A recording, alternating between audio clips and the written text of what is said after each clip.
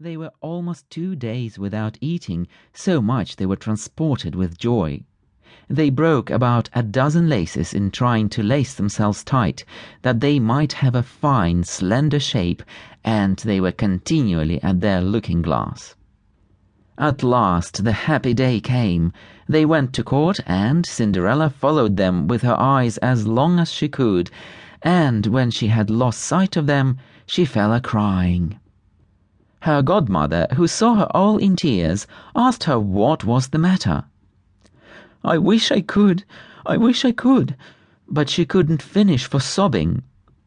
Her godmother, who was a fairy, said to her, "You wish you could go to the ball, is it not so?"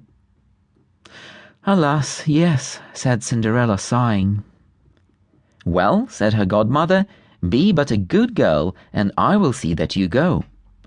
Then she took her into her chamber and said to her, "Run into the garden and bring me a pumpkin." Cinderella went at once to gather the finest she could get, and brought it to her godmother, not being able to imagine how this pumpkin could help her go to the ball.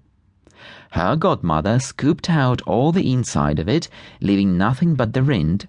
Then she struck it with her wand, and the pumpkin was instantly turned into a fine gilded coach. She then went to look into the mouse trap, where she found 6 mice, all alive. She ordered Cinderella to lift the trap door, when, giving each mouse, as it went out, a little tap with her wand, it was that moment turned into a fine horse, and the 6 mice made a fine set of 6 horses of a beautiful mouse-coloured dapple grey.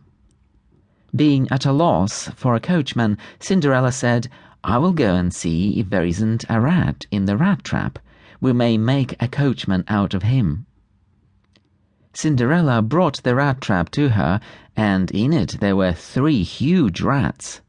The fairy chose the one which had the largest beard, and having touched him with her wand, he was turned into a fat coachman with the finest moustache and whiskers ever seen. After that she said to her, "Go into the garden, and you will find 6 lizards behind the watering pot. Bring them to me." She had no sooner done so than her godmother turned them into 6 footmen, who skipped up immediately behind the coach, with their liveries all trimmed with gold and silver, and they held on as if they had done nothing else in their whole lives. The fairy then said to Cinderella, "Well, you see here a carriage fit to go to the ball in. Are you not pleased with it?" "Oh yes," she cried, "but must I go as I am in these rags?" Her godmother simply touched her with her wand, and at the same moment her clothes were turned into cloth of gold and silver, all decked with jewels. This done, she gave her a pair of the prettiest glass slippers in the whole world.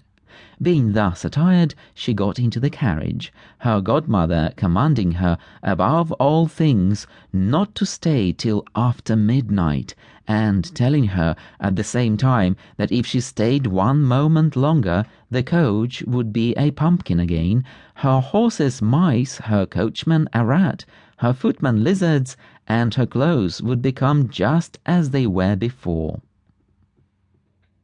She promised her godmother she wouldn't fail to leave the ball before midnight. She drove away, scarce able to contain herself for joy. The king's son, who was told that a great princess whom nobody knew was come, ran out to receive her. He gave her his hand as she alighted from the coach, and led her into the hall where the company were assembled. There was at once a profound silence. Everyone left off dancing, and the violins ceased to play, so attracted everyone by the singular beauty of the unknown newcomer. Nothing was then heard but a confused sound of voices saying, "How beautiful she is! How beautiful she really is!" The king himself, old as he was, couldn't keep his eyes off her, and he told the queen under his breath that it was a long time since he had seen so beautiful and lovely a